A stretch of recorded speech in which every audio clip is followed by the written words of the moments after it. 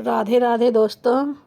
आज के वीडियो में हम बताएंगे नवरात्रि की सरल पूजा विधि। तो सबसे पहले चौकी बिछाएंगे। चौकी पर लाल कपड़ा बिछाकर और चावल का आसन देंगे। उस पर माता रानी की फोटो या तस्वीर रखनी चाहिए।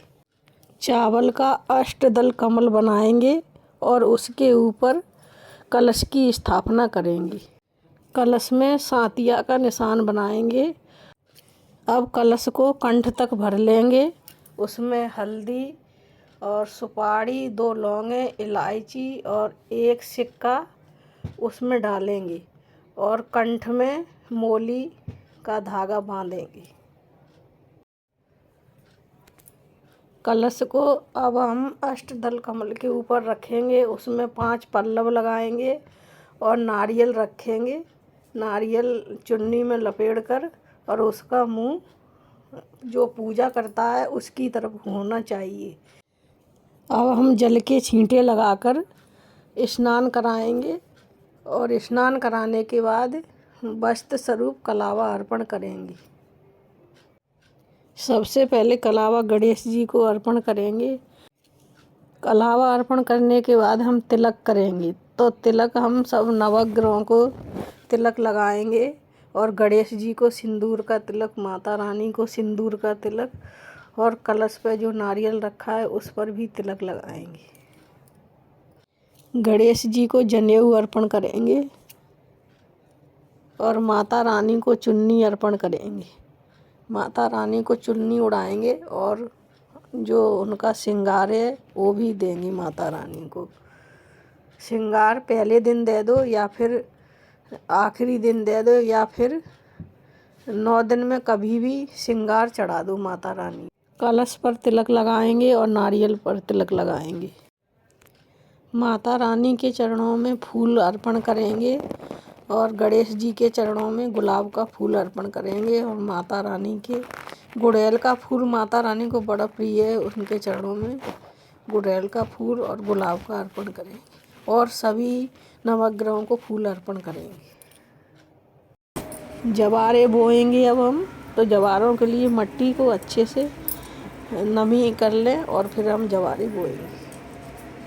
खूब सारे जौ डाल दीजिए, इससे जवारे एकदम सुंदर घने जमेंगे। माता रानी को भोग अर्पण करेंगे। तो माता रानी को विशेषकर बतासे का भोग लगाया जाता है, तो इसलिए हम बतासे अर्पण करेंगे। उसके बाद हम पान पे 2 लौंगे, इलायची और बतासे रख के माता रानी को भोग लगाएंगे।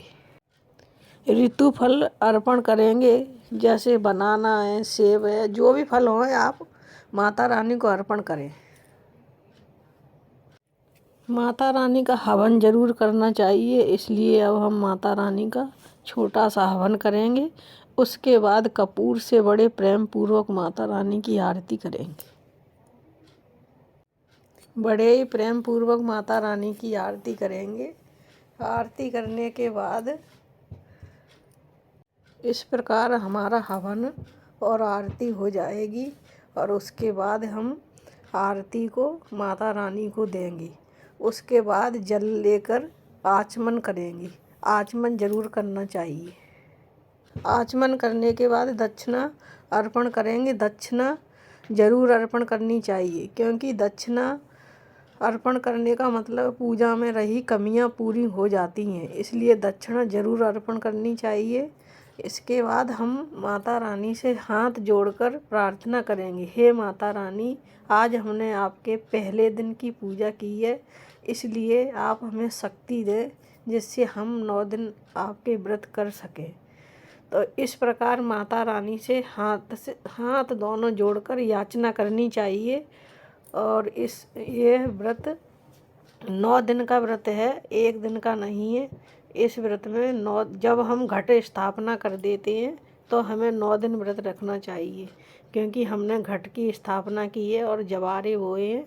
जवारे बोते हैं तो 9 दिन व्रत रखते हैं, इसलिए 9 दिन व्रत रखना चाहिए।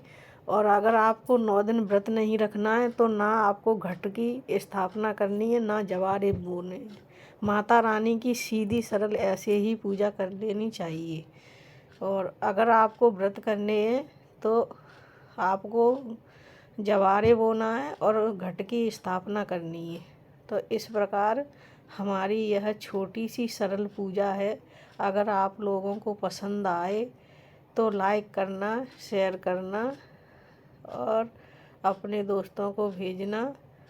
मिलते हैं अगले वीडियो में। धन्यवाद।